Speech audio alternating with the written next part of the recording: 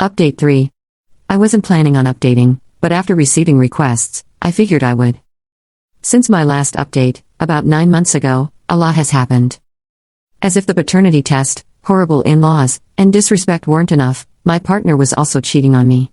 He claims it was only emotional, not physical, though I find that hard to believe. Apparently, these emotional affairs had been going on since I was pregnant, with multiple girls. He got caught after deciding last second to meet one of them at 11 p.m. one night.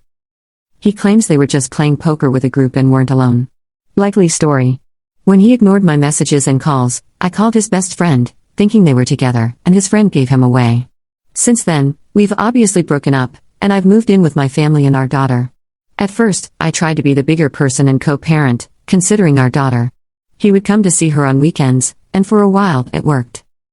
Eventually, he moved back to his mother's house after his semester ended, claiming our place was too expensive for him alone. While that may be true, the real reason was that he was kicked out of his university for poor attendance and bad grades, which will be relevant later.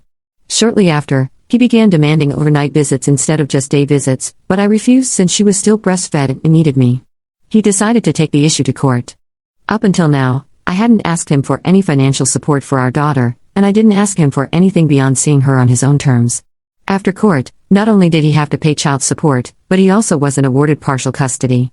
The court found that, in addition to not having a stable job, he didn't have a stable living situation after his mother kicked him out of her home.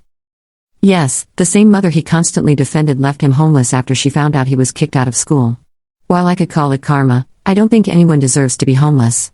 That was all back in June. Now, he and I are on better terms. He moved into a studio apartment, and we agreed he could have her every other week, plus on his days off from work.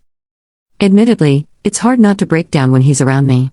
I still feel a lot of the pain from discovering that I endured so much, only for him to turn to other women. But we've mostly moved past it and are co-parenting without major issues. Thankfully, I've come out stronger. My daughter is my main focus, and I've advanced in my career to a point where I can live comfortably. It's not the happy ending I wanted, but given everything, I think it's the best one I could have. Relevant comments. Comment 1.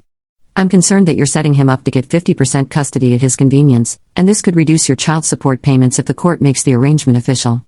It might be wise to consult an attorney before giving him more custody than you want to permanently establish. Also, it seems like you're bending over backward to fit his schedule, but it should really be the other way around. Comment 2. I agree. I wouldn't give him 50-50 custody unless the court ordered it.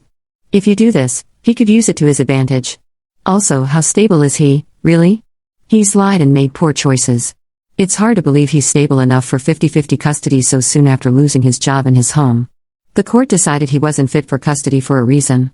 Maybe you should stick to that for now. I'm not saying he shouldn't see his daughter, but overnight visits and 50-50 custody seem premature. Just something to think about.